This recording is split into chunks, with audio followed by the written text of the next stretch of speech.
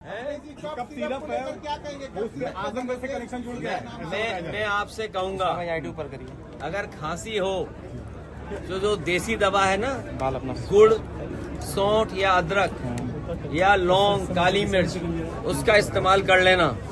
लेकिन बीजेपी की सरकार में ये जो आ रही है कफ सिरप, इससे बचना।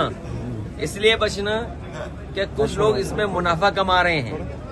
अभी तो स्कीम चल रही थी 1 डिस्ट्रिक्ट 1 माफिया। ये ODOP नहीं है, ODOM है ये, 1 डिस्ट्रिक्ट 1 माफिया। अभी तो हम लोगों ने खोजबीन करके भारतीय जनता पार्टी के भाजपा माफिया जीवी के सहारे और इनके संगी साथी मिलकर के ये जो बड़ा काम कर रहे थे और हमें आपको बदनाम करते थे, सच्चाई तो ये है कि महागुंडा राज चल रहा है इस समय।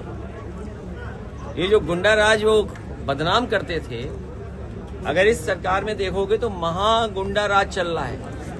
और ODOP नहीं, जो हमें आपको सबको कहते थे 1 डिस्ट्रिक्ट 1 माफिया, जब से माफियाओं की सूची निकाली हम लोगों ने जानकारी कर करके कि 1 डिस्ट्रिक्ट 1 माफिया, ODOM, ये बीजेपी के, इसका खुलासा हम लोग इसी तरह करते रहेंगे।